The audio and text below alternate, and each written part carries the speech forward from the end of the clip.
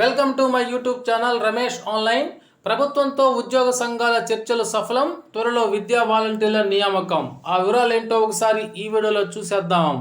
ఇక విషయానికి వచ్చినట్లయితే ఉపాధ్యాయ సంఘాలతో పాఠశాల విద్యాశాఖ డైరెక్టర్ విజయ రామరాజు జరిపిన చర్చలు సంతృప్తికరంగా ముగిశాయి. ఉపాధ్యాయ నాయకులు చేసిన దాదాపు అన్ని సూచనలకు డైరెక్టర్ ఆమోదం తెలిపారు.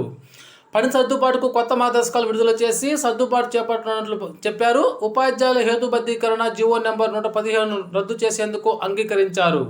సర్దుబాటుపై ఇటీవల విడుదల చేసిన మార్గదర్శకాలపై ఉపాధ్యాయ సంఘాలు అసంతృప్తి వ్యక్తం చేసినందున ఈ ప్రత్యేక సమావేశాన్ని ఏర్పాటు చేశారు.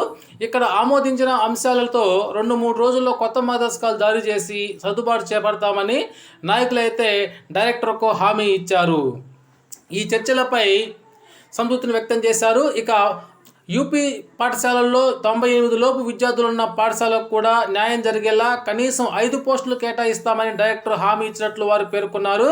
సమావేశంలో తీసుకున్న నిర్ణయాలను ఉపాధ్యాయ నాయకులు మీడియాకైతే వెల్లడించారు. అవేంటంటే, ఉపాధ్యాయుల పని సర్దుబాటును ఆయా యాజమాన్యాల పరిధిలోనే మొదట చేపడతారు. ఆ తర్వాత అవసరం మేరకు ఇతర యాజమాన్యాల పరిధిలోని పాఠశాలల్లో సర్దుబాటు చేస్తారు. పని సర్దుబాటులో సీనియర్ విల్లింగ్కు అవకాశం ఇస్తారు. సీనియారిటీ లెక్కింపులో ర్యాంకును పరిగణలోకి తీసుకుంటామని హామీ ఇచ్చారు. దివ్యాంగ ఉపాధ్యాయులకైతే ఈ యొక్క వర్క్ అడ్జస్ట్మెంట్ నుంచి మినహాయింపు ఉంటుంది. ఇప్పటి వరకు ఉన్నటువంటి మెరిట్ కమ్ రోస్టర్ పద్ధతిని కొనసాగిస్తారు.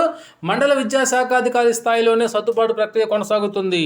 మిగిలిన ఉపాధ్యాయులు మొదట ఆయా మండలాల పరిధిలోనే సర్దుబాటు చేస్తారు. అవసరమైతేనే పక్క మండలానికి పంపిస్తారు.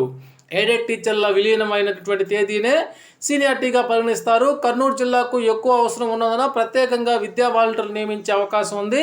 ఇక పాఠశాలల్లో ఆగస్టు 16వ తేదీ ఉన్నటువంటి రోల్ను బట్టి ఈ యొక్క వర్క్ అడ్జస్ట్మెంట్ అయితే ఏర్పాటు చేస్తారు. ఓకే ఫ్రెండ్స్, ఇది సమాచారం. ఇలాంటి సమాచారం కోసం please subscribe my channel Ramesh online.